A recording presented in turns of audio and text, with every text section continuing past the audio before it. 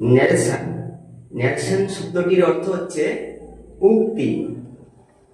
Narration দুই প্রকার, direct narration এবং ইনডাইরেক্ট ন্যারেশন। ডাইরেক্ট থেকে ইনডাইরেক্ট করতে গেলে আমাকে শিখতে হবে প্রথমে কিভাবে আমি ন্যারেশনটা শুরু করব। তাহলে আজকে আমরা ন্যারেশন শুরু করি। ন্যারেশন শব্দটির অর্থ হলো উক্তি। ন্যারেশন শব্দটির অর্থ হলো উক্তি। আজকে আমরা শিখব যে যদি রিপোর্টিং ভার্ব, যে ভার্ব দিয়ে বক্তা তার বক্তব্য পেশ করে তাকে রিপোর্টিং ভার্ব বলে। যেমন এখানে লিখেছি হি সেজ, আই অ্যাম, এটা হচ্ছে রিপোর্টিং ভার্ব। হি হচ্ছে স্পিকার, সেজ ভার্বে তার বক্তব্য পেশ করছে। এই রিপোর্টিং ভার্ব যদি প্রেজেন্ট অথবা ফিউচার টেন্সে থাকে তাহলে রিপোর্টেড স্পিচে টেন্সের কোনো পরিবর্তন হয় না।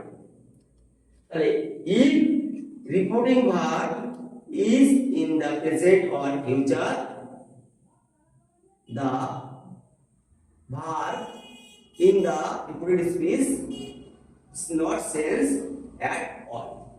তাহলে যদি আমরা উদাহরণ লিখতে পারি, এক্সাম্পল হিসেবে আমরা বলতে পারি হি সেজ, সে বলল আই অ্যাম হি।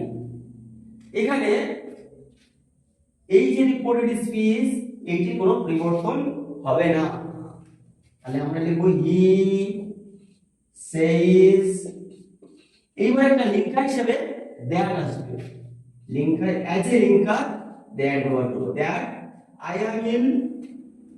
এই রিপোর্ট স্পেস টেন্সের কোনো পরিবর্তন হবে না।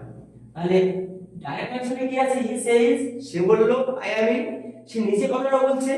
সেই কথাটা যখন অন্যের ভাষায় ঘুরিয়ে বলা হবে বা অন্য কোনো ব্যক্তি বলবে তখন সে বলবে যে he says that he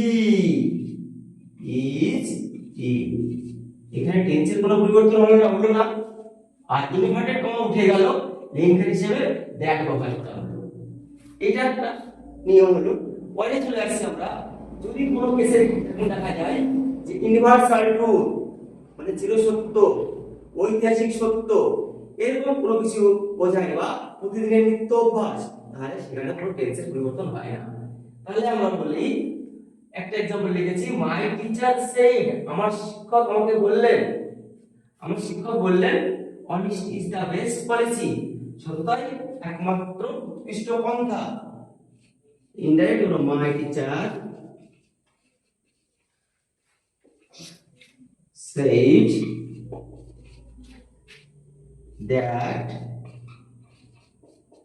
honesty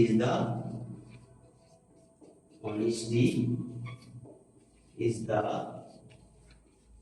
best policy.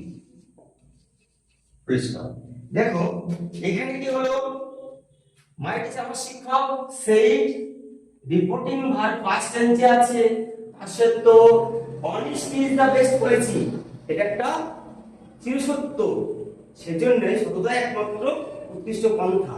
তাহলে he said that honesty is the best policy, এখানে কোনো টেন্সের পরিবর্তন হলো না।